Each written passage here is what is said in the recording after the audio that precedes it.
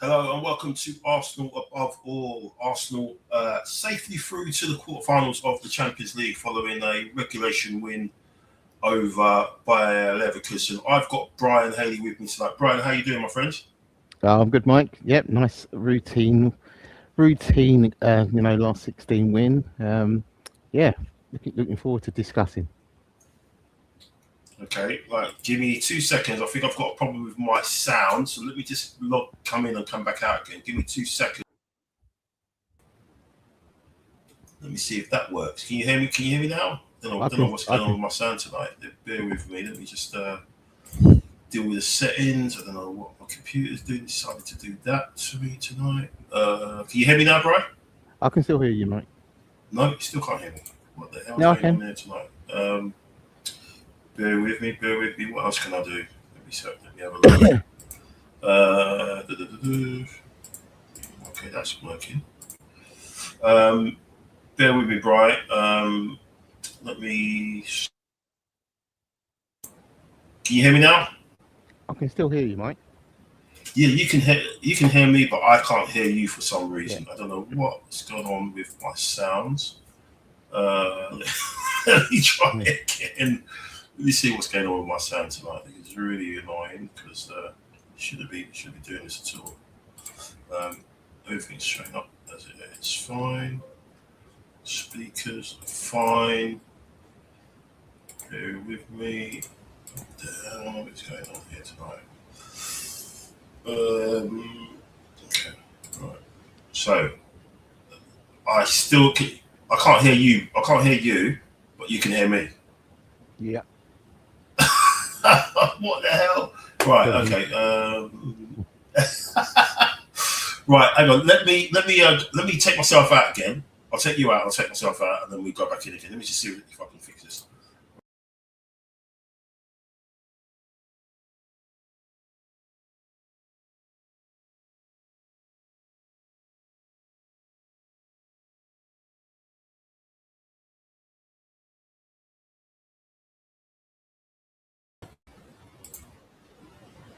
All right. Let's see if we can try again. Can you hear me? I can hear you.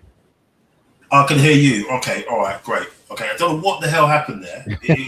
When the intro was coming in, I heard a little crackle, like the speakers just dropped off or something. So I don't know what the hell happened. But anyway, bit Spursy start to the plot to the show. Sorry about that. Thanks for joining us tonight. Arsenal safely through. Sorry, Brian, I didn't hear what you said, man. So can you just repeat? No worries. No worries. No, it's just, as I said, Mike. It's good to discuss a routine win tonight. With an opportunity, to get us to get into the quarterfinals. Yeah, absolutely. Yes. Obviously, we know what happened last week. It was quite tricky. They got a quite fortunate set piece, which they worked off pretty well. And apart from that, and apart from a wonder save from David Raya late in the second half tonight, that was probably all that they had. Really, we sort of had a bit of arm's length. But yes, thanks, Brian. Let's before we bring up the slides, let's go into the chat. We've got Neil here. He's very happy, Neil. Yes, well, it's quite, life is good, life is red and white, absolutely. He wants to see us smile. Yes, absolutely. And he's saying my sound is an echo at the moment, but hopefully it's all right. If it sounds okay, let me know, Neil. Take it out and push it in. But someone else has said that to me. She's on the way home, so I don't know what will happen tonight. Probably a bit too late for that. But anyway, let's get into it, man. Arsenal 2-0 win over BAYER LEVERKUSEN. We will end up playing Sporting Lisbon, so it'll be a return home for Victor Gyökeres. So it's going to be an interesting one. Obviously, after the summer that he had and the way that they sort of treated him, I think he's going to be very. You probably saw it in his performance tonight. He's very fired up. I don't think I've seen him defending and chasing down like that. I thought he had a really good game, and I'm sure he can't wait for that. To show up against them. Obviously, he would have been playing against a few of those guys in training, and they know what his record is. So I can't imagine they'll be happy facing him in a few weeks' time. But what was your thoughts, Brian, on the lineup? Let's get to that first. Obviously, some changes. yeah, we are going to discuss. We are going to have a cup final preview tomorrow night. Hopefully you can join us with that. But what was your thoughts on the lineup tonight, and especially the inclusion of Ben White? I think it was kind of inevitable. I think, Mike. I think with the two games coming back to back relatively quickly, that rotation, and getting minutes in the legs for someone like Ben White as well, with Sunday approaching, I think was needed. I did generally think that, yes, it was going to be a bit of a test tonight, but to be honest with you, I think it was a good opportunity, should we say, for the likes of Ben White to get the minutes in tonight. I suppose I was slightly surprised with the Trossard one, but again, it's probably another one where he was getting the minutes in as well. Other than that, it was the usual suspects, to be honest with you, and to be expected really to get us over the line and then make the significant changes which he did during the course of the evening at the end anyway. So it wasn't too many surprises on there. Yeah, I thought it was going to be. I thought maybe on the left-hand side he probably would have had one of Martinelli or Madueke, but again, he's got such a deep squad, and the rotations he can do, and obviously looking ahead to Sunday as well. I think he's looking maybe 2 steps ahead. Let's say he says he's looking at the next game, but I think he's looking at a couple of games ahead, really. Obviously, knowing that we've got the international break to come after that as well. But yeah, I thought it was nice to see Ben White back. I thought it would have unlocked Saka a little bit, who I think struggled again a little bit tonight. He seemed like he tried to force it a few times, but he definitely had a better game than he had last week, which I think last week was probably the worst game that he's ever had in an Arsenal shirt that I can remember. Really, really poor. But I thought that Ben White's inclusion was very good. In terms of making us a bit more. He was doing his usual stuff over the overlaps as well, and playing some nice balls through. So that made us a bit more, a bit more solid or a bit more open in terms of the attacking side. Whereas Timber seems to be getting in people's way a little bit. In terms of the way he plays. Yeah. Ben White seemed to know where to be and where not to get into people's on people's feet. But no, it was good to see him back as well, because obviously he didn't play at all at the weekend. Mosquera came on at right back, in the second half against Everton. Sorry for Timber, and people were thinking, "Oh, what's going on there?" But the fact that he came in and played, a good game and had some good minutes, bodes well. Hopefully, for the rest of the games we've got to play, because obviously, we're still playing for all the marbles. With City's result tonight, their dreams of a quad is over. It may be even more so, in terms of the treble will be over, hopefully on Sunday if we do the business, but we'll obviously talk about that. But talk about this gentleman, shall we? The day before yesterday, he was saying, pretty much set it up, where he says, lock in or get locked out, and big talk, and wow, my words. Yeah. I mean. What can you say about that goal? That's proper old-fashioned. I mean, before we get to that, I mean, the keeper, Brian, obviously, as being a keeper yourself, you kind of thought it was going to be one of those nights where a keeper comes up. God, yeah.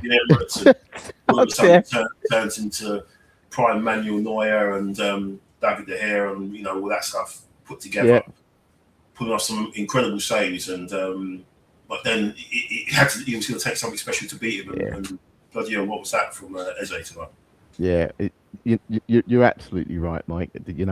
When watching it, I was thinking, damn, this is going to be one of those nights tonight, isn't it? It really is. The keeper's going to have a complete and utter worldie, and it's just. But as you said, it took something very, very special, and I think what we've got to look at now is that he's playing himself into form. I think the expectation of Eze when he first came was he's going to hit the ground running. We're going to see these spectacular goals basically week in, week out. And the tricks and everything, and it just wasn't going to be that case. I think he had to get time to get into the Arsenal way, back into the Arsenal way, should we say? Yeah. and work his way into it. And the time out of the side has obviously shown that performances, the back-to-back performances that he's had recently, the injury to Odegaard as well, has allowed him to, to free himself a bit to play Yeah. now. And that's, and I think in games like tonight, and games to come, that's the kind of Eze we're going to need, who will be able to change and win a game for us when it's tight. They do something unexpected, out of the ordinary, and that's what will win us a few football matches, I think, along the way. Yeah, so I'm pleased for him anyway, and the celebration that shows me more than anything else is that how locked in he really is, and the rest of the team should be. Yeah, absolutely. I think when we lost to Bayern Munich in the Champions League, and I think you remember that performance, especially away from home, where we did a lot of good work, but then when we got up to the final third, there was just nothing there. There was just something, didn't seem to be any belief. There didn't seem to be any goal for it. And I think it was the Athletic. They had one of their articles where they get some information from the insiders and stuff like that, and about what the discussions have been, where they fell down, and the general consensus was that Arsenal needs something in the final third, someone with an X factor, someone that will make a difference in the crunch, time of the season, the business end of the season, where they will do something from the edge of the box, where they will take a shot on, where they will take a man on and just open the game up. And we saw that tonight. That's what Eze has done. That's what he's done for the last couple of seasons, really. People have been saying, look at his form in the running when it gets to the last, springtime onwards.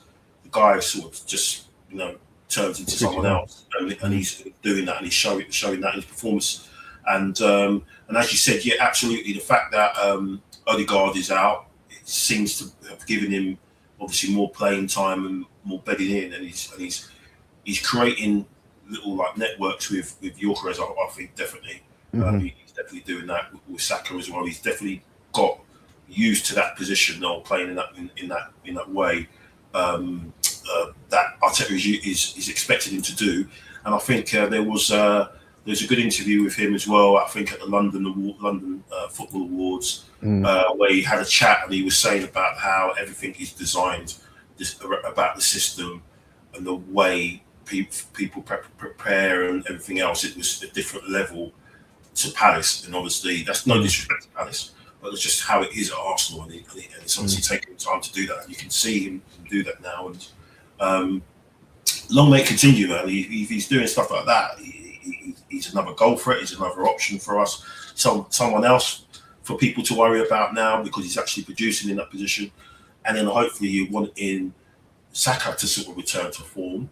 So then that just gives everybody another option. And obviously Gyökeres is doing what he's doing as well. So it's all boding well, really. But yeah, fantastic goal. I mean, I don't know about you, but the last couple of days I've been hungover with Arsenal content. I've literally I've watched so much of it. I watched, watching Max's goal over and over again, even Gyökeres' goal, and just getting the vibe of it. And we're going to be watching that goal over and over again, his goal, which again, it was just ridiculous. The power that he managed to get from that, absolutely unreal. He's always had that, but it's just like that was ridiculous. And as Neil says, he's your new Sanchez, game changer, match winner. Maybe, and I think he's definitely got that in his life. Yeah, I think also the slight tweak to the system. It's coming up as a 4-2-3-1 rather than a 4-3-3. I suppose the principles upon what it is relatively the same, but I think the difference is that you are actually allowing Eze to play that 10 just effectively off Gyökeres in that sense, but be able to still roam and create and defend and get forward and make things happen. So he's got that kind of that aspect that they've allowed him in some respects, he's probably had to earn the right. To be honest with you, he's had to earn that right of having to playing to his strengths rather than the strengths of the team in that sense. So we're now getting the benefits of that. Now it also allows us to have that change of system where we want to. If he's not available to play, we can potentially revert to type, or we can actually possibly put a Havertz in at 10 instead. But we can change it. We can now be a little bit more adaptable than what we have had, where we've been very, very rigid 4-3-3. You know, we see, Declan Rice as the left eight. Odegaard on the right of the three, and kind of doing it. We've now got a bit more structure, and I think I think that's probably helped us even more defensively, because it's made Zubamendi and Rice more attuned to their defensive duties just as much. Yeah, absolutely. Just really pleased that he's finally settled in, because we all know that he's got the ability. He's got the talent. To make a massive difference to us. And obviously there was a lot of worries about is he going to play off the left and everything. But yeah, if he's going to keep doing what he's done tonight, and not just the goal, but his general performance. Yeah. That was running with the ball, just opening up. He's just fantastic, and I just hope that he looked like he picked up a little bit of an injury at the end. I think it was cramp. He said that in his interview that he's fine. There's nothing wrong. There's nothing wrong. So, fingers crossed it was just basically cramp. Obviously they've again another heavy schedule. Obviously had a game at the weekend as well, a game midweek. So, and a number of games. And obviously got the international break as well to come. So obviously the final. So. Hopefully, it was just him, just making sure he didn't do anything silly. He wanted to come off, and he did so.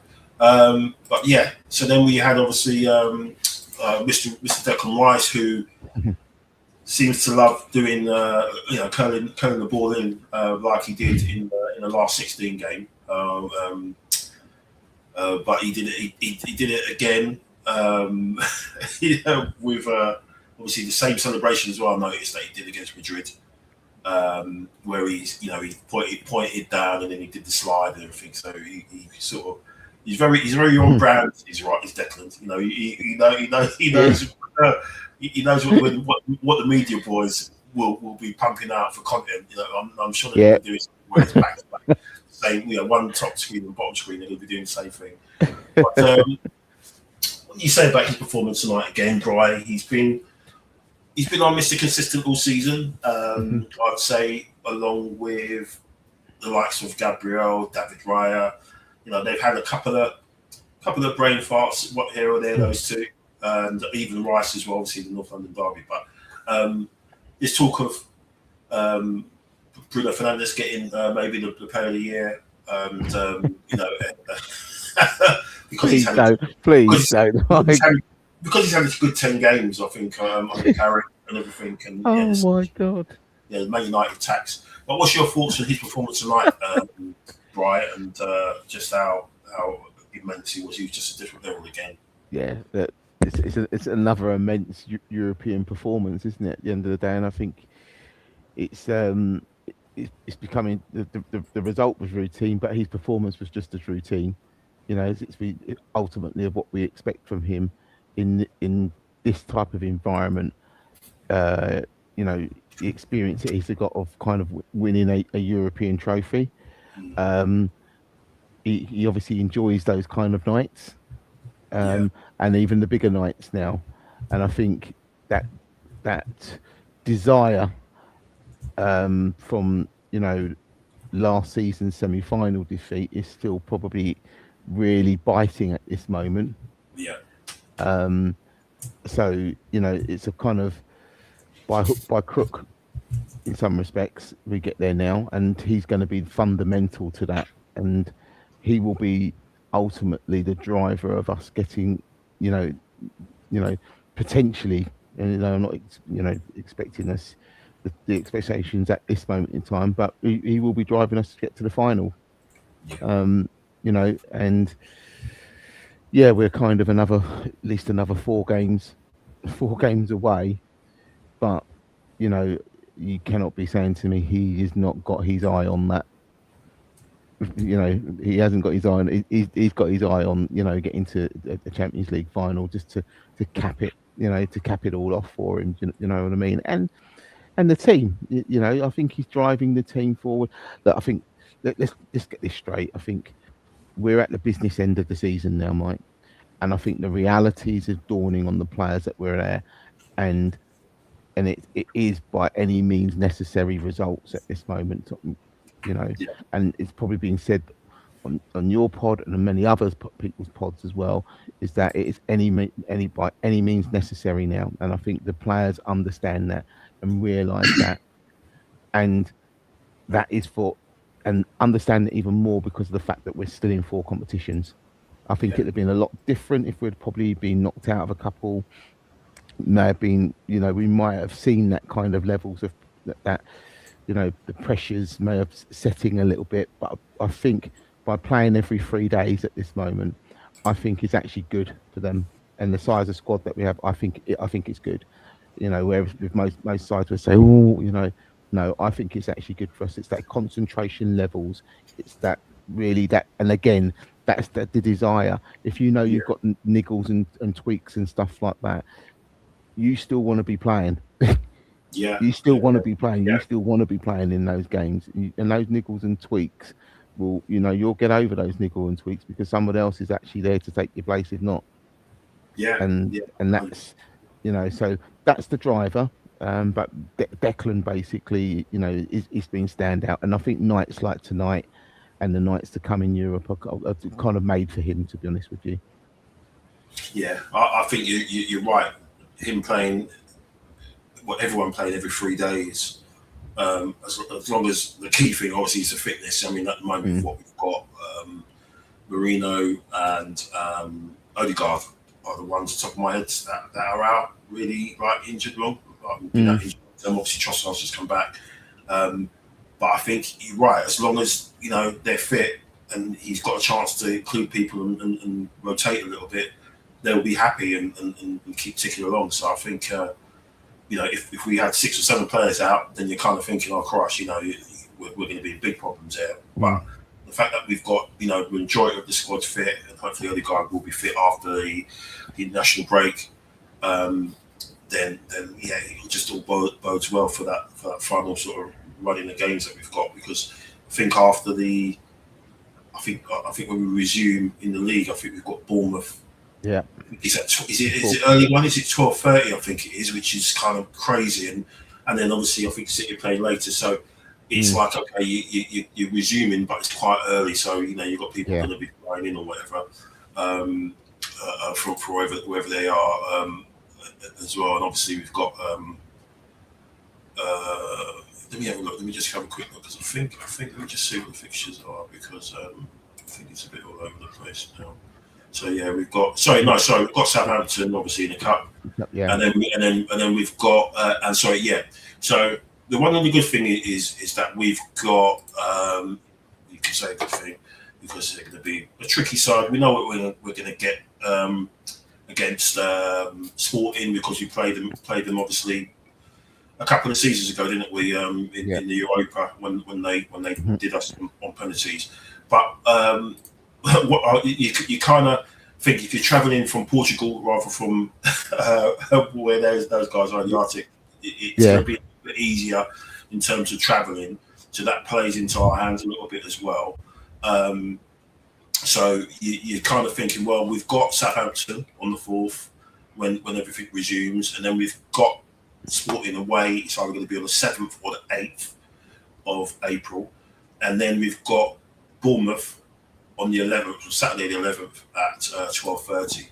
So then you're kind of thinking, okay, well, you take Sporting away rather than going all the way to Bodo Glimt, travelling the following day, whenever that would have been played. So that's kind of worked a little bit in our favour, so the commute won't be that bad. But yeah, and I think because it's an early kickoff as well, that's going to be a bit tricky because we know what Bournemouth are like. They're pretty much the only one of the few teams in the Premier League that are on the front foot and they will just play full gas. They're not into this low block business. They'll just be on, they'll try and turn you around and stuff like that. And we saw that in the game we played up there. So that's going to be interesting. Like we said, we just hope everyone comes back and comes back in good shape after the Nationals. And you kind of hope that, does Tommy Tuchel need to play Declan Rice and Bukayo Saka for 90 minutes or 80 minutes in those games that they've got? They don't, but he probably will. But you just kind of think common sense will come into it, and I think so. I think in what international managers generally have to look at as well, and regardless upon what they generally think upon what they are looking for their own interests. Their own interest is not until the summer. Then the fact is that you go to games anyway to watch players play. Do you know what I mean? Yeah. So you don't necessarily need to see them playing in an England shirt in meaningless games when you know what they're going to be capable of, and particularly when they're going to be playing, as we said, playing there virtually every 3 days. You're going to probably you can go out and watch them play. You don't necessarily need to be putting them in a game situation at this moment. There are going to be other friendlies before the World Cup as well, to be honest with you. So to me, I think he will be, if he gives an hour to Declan over the 2 games, potentially, and the same for Bukayo, I think that's sensible, to be honest. Anything more than that, I think, is reckless. And that was something I think Arteta should have a conversation with Tuchel about before he leaves, because just load. You just got to think of the load at the end of the day. Yeah, I can't imagine he would, because he's been in that boat before, and must be aware of look at what we've got at stake. You can't you really need to play these guys and stuff. So and he's a former club manager himself. He would he's got to understand the situation in that. So let's be sensible about it. Let's hope so. Just going into the Champions League, obviously the other results tonight: Paris, PSG smoked Chelsea. Totally disrespecting the ball, let's say, in terms of putting 3 goals past Chelsea. So with all their nonsense, I wonder if they did the huddle tonight. I don't know. Obviously didn't work again. So I wonder if they're going to get the picture and decide not to do something so ridiculous. So obviously that's right tomorrow. Madrid beat Man City. Obviously, and then you've got Bayern Munich playing Atalanta. That's 6-1 first leg, so that's done. Newcastle Barcelona is going to be interesting because that's obviously still up in the air. Yeah. You imagine Newcastle might have some joy getting in. I can imagine Gordon and Ilanga and that. I think they'll score a couple tomorrow. I think Barcelona might be in a bit of trouble there. It's got a funny feeling Newcastle might do something, and obviously. Top Spur against Atletico. Let's see what happens there. I'm sure Atletico should have enough. They'll probably give them a little bit of a glimpse to get back in, but I think they should have too much. But it's going to be interesting, man, because obviously Sporting, like I said, with the Gyökeres backstory, him going back there and the way that the chairman and them acted and made him sweat for the move. What he did in Portugal, obviously he's been battering not only opposition defenders, but obviously his own defenders. I'm sure they've been training, I'm sure he's absolutely causing nightmares and stuff. So he's going to be going back there a bit more, maybe you could say a bit more rounded or better player than he left, because obviously he's been within us. So I'm sure he's going to want to show out. So hopefully, he will get a few opportunities. Because obviously the way that they defend there is not as strong as maybe what Leverkusen did tonight. Because I thought fair play to Leverkusen, they kept us honest. I think is the key word. They kept us honest. We made sure to not do anything stupid and take liberties. Just happy to get through, because the Danish manager, he's a good manager, and I just had a thought he might have had a number tonight a little bit, but no, we did what we had to do, and we're through to the quarterfinals again. So that's three times in a row we've managed to do that since we've got back into the competition. So let's hope we can go at least 2 steps further and then go all the way this time around. So obviously the build up now, Bri, is for the final against Man City, or wounded Man City. But we will obviously going to have a preview about that tomorrow, so we won't talk about it that much. But we just go back to Saturday, just so we can talk about what happened on Saturday, because we didn't do a show. Just to say, giving our wishes, best wishes to Steve, and I hope he's all right, because we were supposed to do a show, but he had a bereavement in the family, so just hope that he's okay, and hopefully he'll be back on here soon. So I'm sure you pass on the best wishes for everyone involved in the show, and hope he's all right. Reach out to him. You've had a while. I'm sure you've consumed as much content as I have, and walking around with a springy step and everything.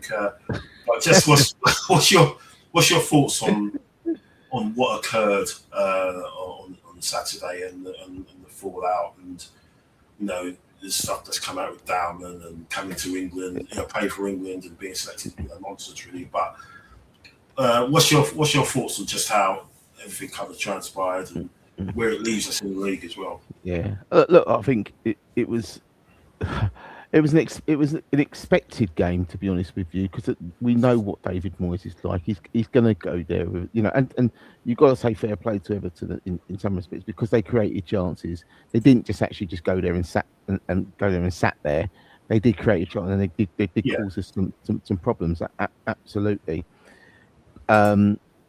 What I think it showed from ourselves more than anything is that, look, if you want to win championships, you have to basically sometimes throw the dice a little bit, and I think we did. By putting Max on, we threw the dice.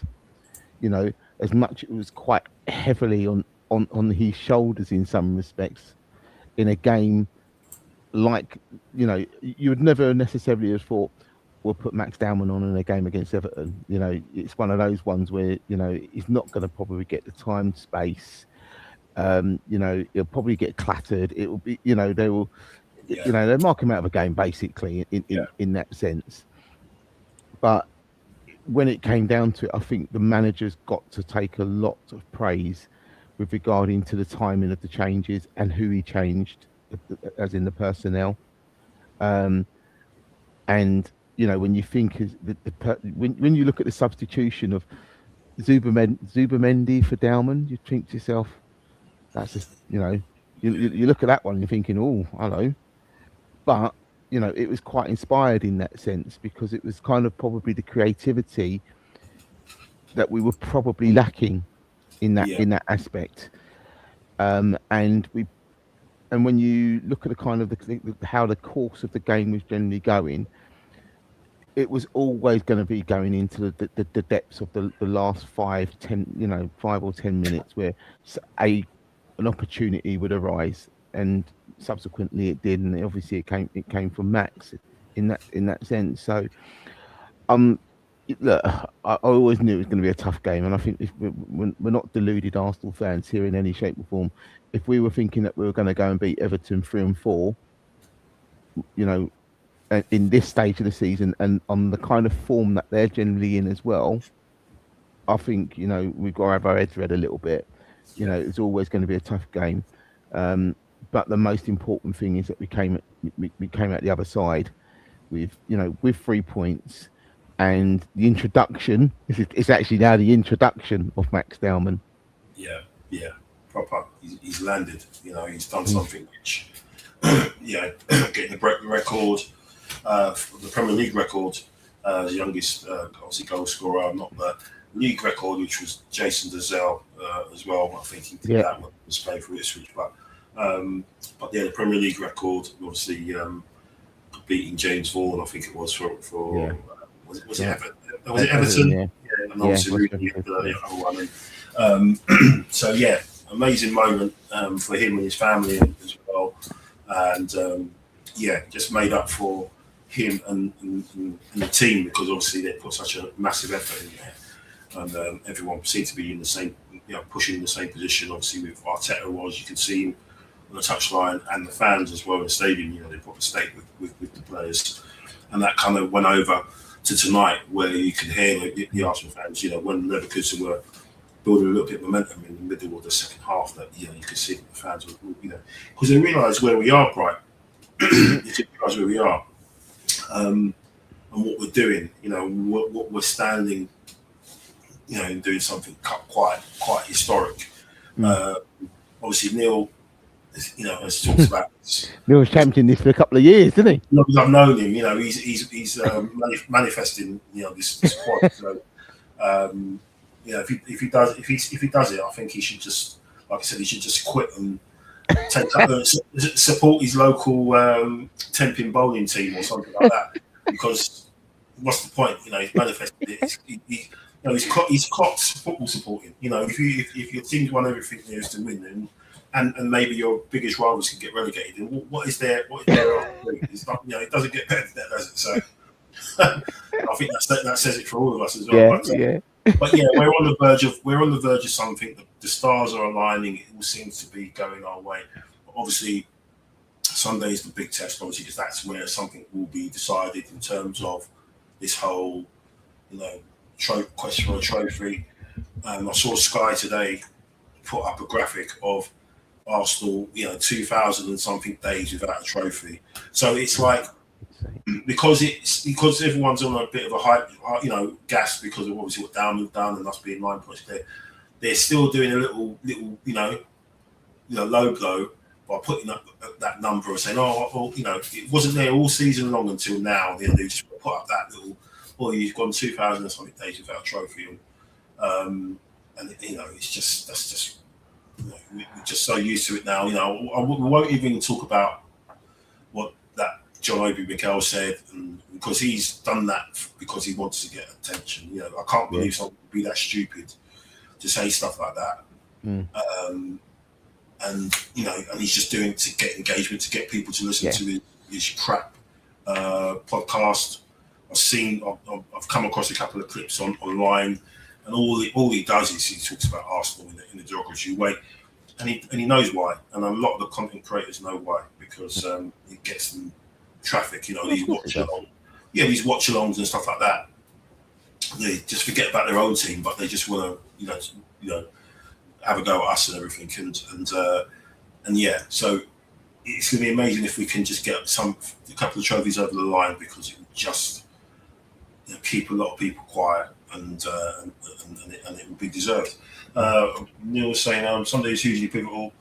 I believe it's one of the most important games for us in years because of the context of what we can lead to. Yes, absolutely.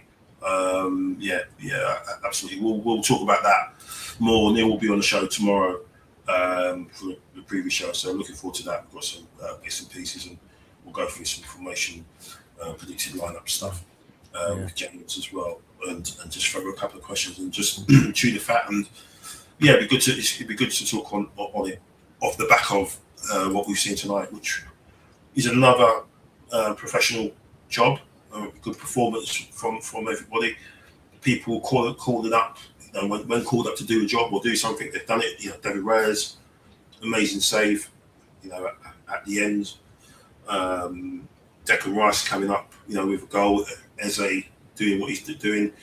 Saliba and Gabriel, they seem like they got a bit surprised by that young striker, and it looked like they did their homework, and then they dealt with him tonight. They proper dealt with him, both of them. I know he had that chance which Raya saved, but compared to the problems he was causing those two in the first leg, it was night and day. So it was a really good all-round performance from most of the players. We just need one or two, your Saka, your Trossard, just to up it a little bit, in terms of their output. A lot of things were falling down with them, I found. A lot of opportunities and stuff. So we just need those two to up the levels a bit, and we should be absolutely fine. And before we go, Neil saying, believe, keep the faith and dream in red and white. Yeah. Neil's buzzing, and he's got every right to be. You know what, Mike? It's funny because I've been, other than a few, the WhatsApp groups and stuff like that. Yeah, I've been very, very kind of reserved, very conservative, very quiet. Because I just, we've always, over the last sort of 2, 3 seasons, we've always, as fans, we've probably been screaming at situations and how we've let things slip and so on, and is it going to continue to go on? I think what we have noticed more than anything else is that our our recruitment has obviously been way better. yeah, Okay, we've looked at, you know, being in 4 competitions, we need to have two squads, basically, 2 teams effectively. yeah, Okay, and now we're reaping the benefits of that. But the other side of it, more than anything else, is Mike, is you're seeing a mentality shift. yeah, It's a mentality shift. We've got a mixture of players that are hurting for the last couple of seasons that missed out. You've got players who are coming to the side basically, or coming to a team who don't have those emotional scars, but yeah, knowing that they've come into a club that the fact that knows that should be winning things and are yeah, capable of winning things. yeah, Okay, and then you've got players in there that have won things, yeah, yeah, yeah, rather yeah, if it's a conference league or if it's an FA Cup, yeah, whatever. You've yeah, now got people that have tasted of winning things, and that's yeah, a good mixture to have yeah, in that squad at this moment in time, because then it means everybody's going to be kind of fighting towards the goals of winning, either winning more trophies and wanting to get overcome those particular scars that they've had previously as well. And then, particularly the new players coming in, they've come in first season and won something. You've got yeah, that nice little mixture. yeah, yeah, yeah, 100%. Yeah, because you obviously got in Capier. Obviously, he did the double, didn't he? He went invincible with Leverkusen a Yeah, couple of years ago, and you had Gyökeres obviously winning the the Portuguese league 2 seasons in a row, I think it was, and obviously mm, everything that he's done as well. So yeah, you're absolutely right. Obviously, right with the conference league. So yeah, you're absolutely right. Great mixture, great squad building, and we're seeing the fruits of it. And just gotta hope that we can, so, like I said, as Neil said, Sunday is going to be really, really special. It's a really important game for us in terms of the way it sets up, and we won't go into it too much, but I think either way it lands, I think we'll be fine in terms of it. I think there's going to be positives the way which way it works out, but we'll go into that a bit more. Uh,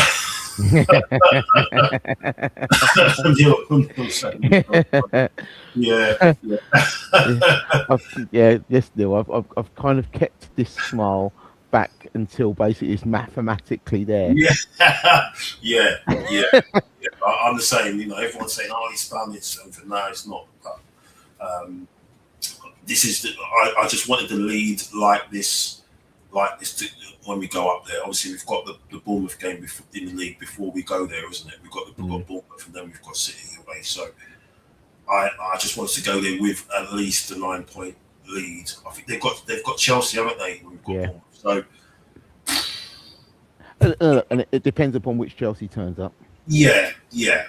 Because I think now that they're out of the Champions League, they're going to have to make sure they get to the Champions, qualify for it, and that's through the league. And I can see them taking points from City. I just, I just, just thinking too far ahead. But if we, I think it's going to be a bit of a dogfight with Bournemouth. I think it's going to be a bit of a basketball game with them, and it's going to be like, like that. I just think if we do what we need to do, you get a 12-point lead. If you win that game, and then they've got to play Chelsea later on. And if you go into the Etihad with a 10 or 12-point lead, Yeah, that's massive. And yes, they've got the game in hand, and they obviously can fit it in now during probably the Champions League week, which should have been a final week now. So they could probably fit it in there. So actually, could they fit it in there? Yeah, because then that will be before they probably will fit it in before they play us. yeah, So they could win. They could get back 3 points, sort of thing. So it's going to be interesting to see. But even when the they're Palace watching. game, the Palace game that they have themselves, it's not a gimme. Yeah, it's not. No, it's not at all. It's not at all. So, but I'm thinking now, because they've got that window now, they will make sure that they play that game before they play us. So they cut back that lead in whatever way they can. So that's why we have to go there and maintain this, maintain this lead. If whether it's 9 or whether it's 6 points, if they win, we just need to make sure we handle our business. But yeah, interesting stuff to talk about, and we'll talk about a little bit more with our preview tomorrow. We're saying, we've only lost 3 games this season, all competition, and Neil saying I think our toughest game by City is West Ham. Yeah, because by then West Ham probably might need a point or something to stay up, and or might need all 3, depending on how things work out. So yeah, that's going to be a tough game. But we've kind of had their number for the last couple of seasons, because if they have to come out and win, then that should give us some joy as well on the other side. So we'll see. But no, thanks, Brian. Thanks so much for your time tonight. Thanks to everyone watching. Thanks for the comments as well. Neil, thank you so much for watching as well. We'll be back tomorrow with a cup final preview, big one, and looking forward to that. So thank you, Brian. Love to the family. Thank you for all the likes and just the new subscribers we've had. Really appreciate it. And we're just going to keep trying to put out good content for you guys. Steve's been on at me to try and do some shorts AI stuff, so get them to get up. But when you've got these 3 lunatics who are sleeping upstairs, it's hard to do that. I do have a day job. But thanks very much, and we'll be back tomorrow with the cup final preview. All the best, though. Come on, you Reds.